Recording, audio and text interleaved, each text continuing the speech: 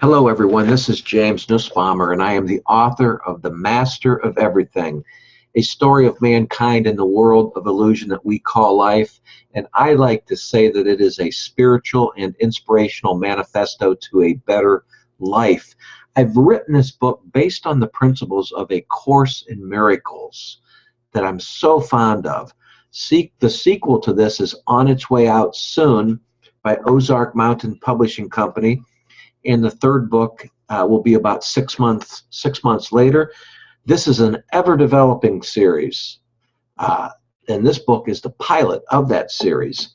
I've been calling it a trilogy, and someone had lovingly and caringly sent me a message on Facebook saying a trilogy is fiction, and they were being generous, just thinking they were giving me a tip. And I know that my books aren't fiction; they're creative nonfiction.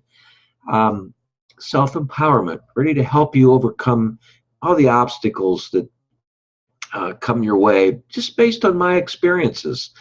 And so I call it a trilogy just for fun, and to see if many people don't know the literary world, so they don't know what a trilogy is, but other than it means three. So yeah, this book here, I'm so happy, is the pilot of the ever-developing series that's going to go on and on. And oh my gosh, my relationship with Ozark Mountain Publishing is just unbelievable. But what spurred on this video is I got a message from someone on Facebook who heard my recent radio interview on Veritas Radio, and she was just excited as she listened to my interview, talking about how I had run into A Course in Miracles and started writing my books. And she really had left a message about how she was very disappointed in herself, and she's in her early 40s now. She'd been traveling all her life, and her husband had died. And to make a long story short, they were very much in love, and so they both were avid golfers. She saw one of my golf videos, and she got to see that I was a golfer as well.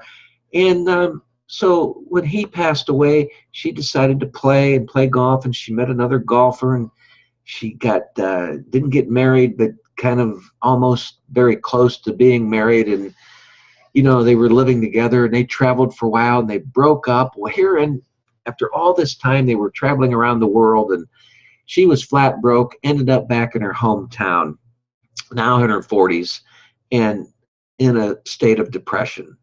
And this is where she heard my interview on the Veritas Radio show by Mel Fabregas, who interviewed me for, it was like 2-hour interview. And anyways, my point is about all this is, about her, and to kind of reply to her message, who I feel towards, and because we all have our stories, and I've got mine too, but look at it this way. Optimistic, right-minded people find ways to see every life experience as one that is intended for them to see. They believe that when struggles hit them, opportunity is seeded. A Course in Miracles asks us, what do your scripts reflect except your plans for what the day should be? Think about a light bulb. Think about having a light bulb that's going on in your mind, not in your brain, but your spiritualness, the mind that's beyond the body, your mind.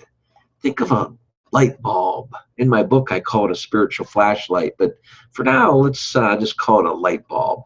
Even when the littlest and simplest indecisions or power struggles that we're faced with, just stop for a minute and pull the switch on that light bulb and click it on, and let it shine the light of your reality. In other words, you've heard the old adage, turn the light on. Yes, let it shine on your reality. Let shine the light of your reality, not on the problems you're having. No, not on the problems, but on your feelings toward the problems. Let your light shine on the feelings you're having of the problems, but don't judge them. Draw these feelings to the light. Just notice them. The universe will set you free of them.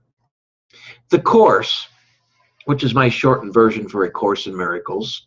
The Course again states, only a constant purpose can endow events with stable meaning.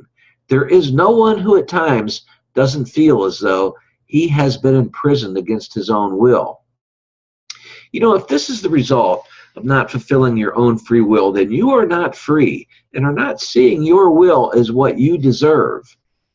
Your will, your true free will, is the creation itself. Think about that. It may be time sometimes if your will is, if you think that you're not living your will and you're confused and you feel like you're stuck, well, you know, it just may be that it's time to move on without holding yourself guilty to an overdue change that quite possibly might be needed. You know, a lot of times when we move around so much, like the woman that messaged me on Facebook, she felt guilty because she had been moving on for the last 20 years, and she had said in her message, now all of a sudden she's in her early 20s, and she's like, oh my gosh, I've been traveling for 20 years. Now I'm back home to my hometown again. Where did the 20 years go? Well, I think she's learning to look at that a little bit differently. It was a growing process. Something in her was telling her that she needed to move on. You know, this can be why many of us move around from time to time, especially when we're younger and trying honestly to see the light. We're drawn to the light, and that's why we move when we're stuck, because we don't want to stay stuck in the mud, which keeps us pulled down in darkness. To feel imprisoned or in a dark corner is not a free will at all. And if you know me, and if you know about my story, which is contained in this book, The Master of Everything, then you'll know that I can certainly vouch for the fact that none of us like to be imprisoned. If you are stuck in a relationship or in a situation or in a business that is controlling you, as was the case with me, it is because you are putting a conflicting will up against universal intellect. And what is universal intellect, you might ask? It's your true free will. That is universal intellect. It does not mean to necessarily maybe leave the relationship. No, but it might be a sign that you are in need of inner guidance, some inner guidance to see something maybe that you've been missing. You might want to say something like this in the form of a prayer or in meditation, which is what I like to do often, is meditate. A prayer or meditation, it's basically the same. In prayer, honest prayer and honest meditation is just communing with your inner self, with God. You might want to say something like this during that process. I feel that I'm off track here and getting deeper into a lost feeling, but now I'm looking toward the higher ground. And that's it. That's all you have to say. You're saying it to yourself. It's not asking for special favors. And I'll repeat that. You might want to say when you're lost or something, just say something like this honestly to yourself. I feel I'm off track here and getting deeper into a lost feeling, but now I'm looking toward the higher ground. And like I said, that's it. Leave it go at that and put your trust into the fact that relief is on its way because your mind is open to receive it.